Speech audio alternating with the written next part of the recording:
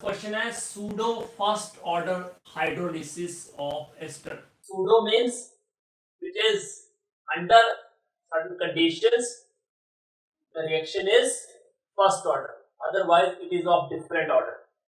Okay, like ester ROR dash, in the presence of water it becomes RO.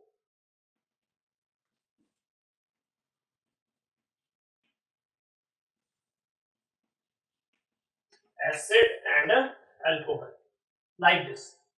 In this case, the rate is equal to K RCOR dash, because water is taken in excess. Water is supposed to be in excess. That's why it is called pseudo first order hydrolysis. Okay. Now, following results were obtained. We have this thing that at time 0, its concentration of ester is 0.55 molar. After 30 seconds, it is 0.31 molar, and then after 60 seconds it becomes 0.17, and after 90 seconds it becomes 0.085. So what we have to calculate? First we have to calculate average rate of reaction between 30 to 60 seconds. See this part, 30 to 60 seconds, what is the average rate of the reaction? So average rate of the reaction becomes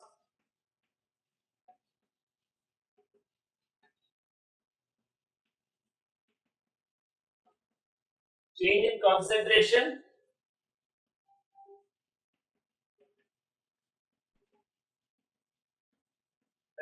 between 30 to 60 seconds over time taken. So it is equal to, say, because it is reactant, so minus sign, 0.17 minus 0.31 divided by 60 minus 30, that means 30. So it is, yes,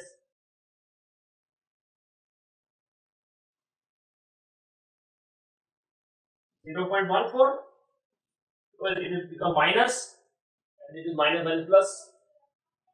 So 0.17 plus 0.74 becomes 0.31 divided by 30. So it is, yes, 4.67 into, it has 14 over 3. So it is 10 raised per minus 3.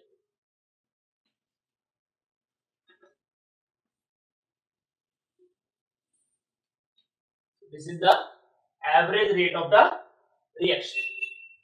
Is it? Yes. So this is first part. Now second part. Second part is calculate the pseudo first order rate constant for the hydrolysis of ester. Now, for first order kinetics, what is the value of K? It is 2.303 over T log of A naught by AT. So after at 30 seconds, A naught is fixed. That is initial concentration, that is 0.55, and after 30 seconds AT is equal to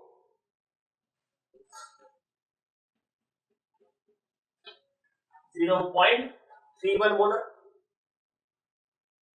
After 30 seconds AT equal to 0.31 molar. So K, take it as K1 or K13. K1 is 2.303 over 30 log of 0.55 divided by 0.31. Just solve it. Then after or at 60 seconds, 80 becomes 0.17. So A2 is equal to 2.3 over 60 log of 0.55 over 0.17. Then at time 90 seconds, now 80 equal to 0.085.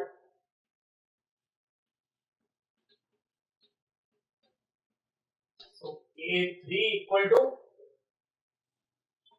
2.303 over 90 log of 0.55 over 0.085. Now log, you know how to calculate. You have already done it. If you don't know, then just watch that video how to calculate log and anti-log by using log table and anti-log table. Okay. So in this way we get K1, K2 and K3. You know, rate constant is constant for a particular reaction at constant temperature. It does not vary with time. It does not vary with time. But we are taking different times, so T should be same. There is a bit variation. So average rate constant K, that is equal to K1 plus K2 plus K3 divided by 3. So we take it as average value. Okay. So I am not going in detail to calculate it. I just put the value. So value for K1 is 1.91 into 10 raised to minus 2. It is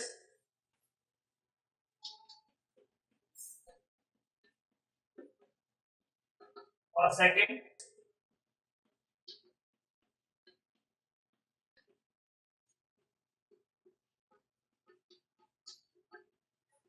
And it is 2.07 into 10 raised to minus 2 per second. Values are very close to each other, though they are different because there is some experimental errors. So K is A1 plus A2 plus A3 divided by 3. So it is 1.91, 1.96, 2.07 into 10 raised to minus 2 divided by 3. Okay, 1.98 into 10 raised to minus 2 per second. That's it.